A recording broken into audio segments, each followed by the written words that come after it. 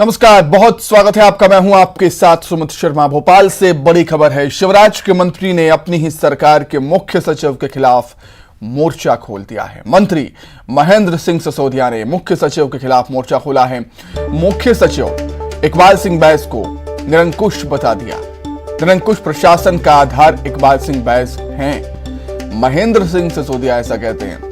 Shivpuri SP Rajesh Chandel की मनमानी पर भी सवाल उठाए हैं। थाना प्रभारियों की पोस्टिंग में मनमानी को लेकर नाराज हुए हैं पंचायत एवं ग्रामीण विकास मंत्री महेंद्र सिंह सिसोदिया।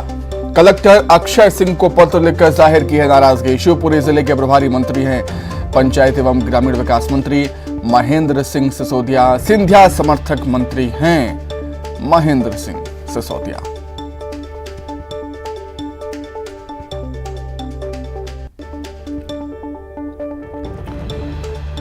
तो शिवराज कैबिनेट के मंत्री महेंद्र सिंह सिसोदिया ने सरकार के मुख्य सचिव के खिलाफ मोर्चा खोल दिया है।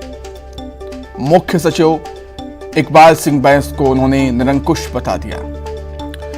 सिसोदिया कहते हैं कि निरंकुश प्रशासन का आधार इकबाल सिंह बैस हैं।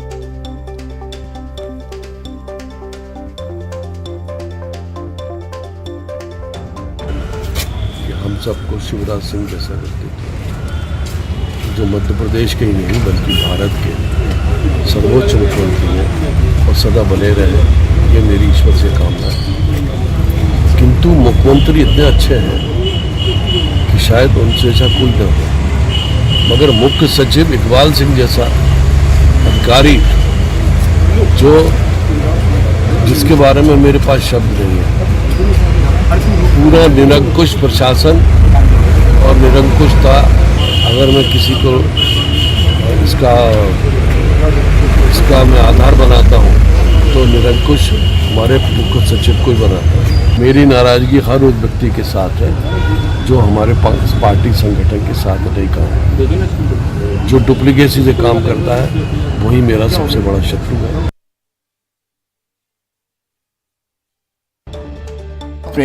पंचायत एवं ग्रामीण विकास मंत्री महेंद्र सिंह सिसोदिया को मुख्य सचिव इकबाल सिंह बैस को निरंकुश वो बता रहे हैं और शिवपुरी एसपी राजेश चंदेल की मनमानी पर भी सवाल उठाए।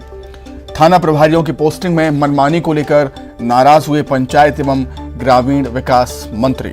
चलिए, आखिर पूरा माजरा क्या है, आखिर इसके पीछे की वजह क्या हो सकती है, वो हम समझने के लिए सीधे राजधानी भोपाल का रुख कर लेते हैं। हमारे साथ शरद श्रीवास्तव इस समय जुड़ गए हैं लाइव।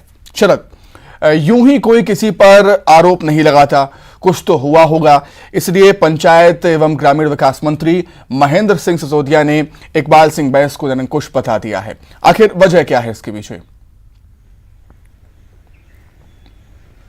देखिए, इसके पीछे की वजह तो खुद महेंद्र सिंह सिसोदिया ही बेहतर तरीके से बता सकते हैं, लेकिन वजह जो भी रही हो, जिस तरीके से उन्होंने सार्वजनिक तौर से बयान दिया है वो निश्चित तौर पर अपने आप में गंभीर है, क्योंकि मुख्य सचिव कोई आम अधिकारी नहीं है। पूरे प्रशासनिक अमले के मुखिया, एक तरीके से कहा जाए पूरे प्रदेश के, तो वो मुख्य सचिव होते हैं। और अगर मुख्य सचिव के खिलाफ में एक मंत्री को बोलना पड़ जाए, कैबिनेट मंत्री को बोलना पड़ जाए और मुखर होकर बोलना पड़ जाए, यहाँ तक कि उनको निरंकुश भी उन्होंने कह दिया है, तो फिर निश्चित तौर पर यह मामला बेहद गंभीर हो जाता है।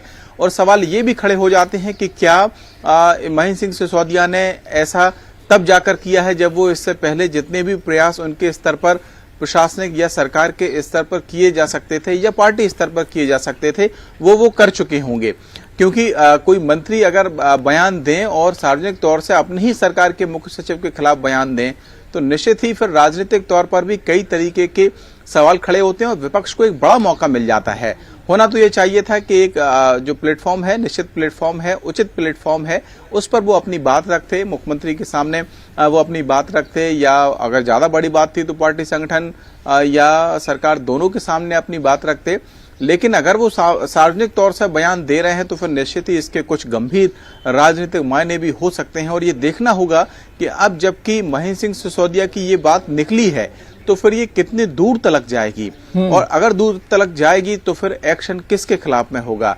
क्योंकि सार्वजनिक तौर से बयान देना अपनी ही सरकार को कटघरे में खड़े करने जैसा होता है, और वो भी एक तरीके, और वो भी कैबिनेट मंत्री की ओर से बयान दिया जाना। इतना ही नहीं, एक और जो दूसरा, आप भी उसकी चर्चा कर रहे थे सुमित, दूसरा जो विषय है वो दरअसल शिवपुरी जिले में जो थाना प्रभारियों के तबादले हुए एसपी की ओर से, उसमें उनकी रजामंदी नहीं ली गई। वो मैं यहाँ बता दूं कि वो शिवपुरी के प्रभारी मंत्री भी हैं, तो उन्होंने उसकी शिकायत बजाय किसी बड़े मंत्री यानी कि जो गृह विभाग के मंत्री हैं उनसे करने, या और ज्यादा बात थी तो मुख्यमंत्री से भी वो अपनी बात रख सकते थे, लेकिन उन्होंने कलेक्टर को वो शिकायत लिखी है। वो जो लेटर उनका सामने आया है कथित तौर पर, उस लेटर में वो कलेक्टर से एसपी की शिकायत कर रहे हैं, और उसकी प्रतिलिपि बजाय होम मिनिस्टर के या मुख्यमंत्री को भेजने के ज्योतिरादित्य सिंधिया के निज सचिव को वो भेज रहे हैं उसकी प्रतिलिपि के तौर पर। तो ये अपने आप में भी ये सवाल खड़ा होता है कि क्या महेंद्र सिंह सिसोदिया ये सारी बातें अपने स्तर से ही कर रहे हैं, या उनके जो बड़े नेता हैं उनके संज्ञान में ये मामले पहले से आ चुके हैं।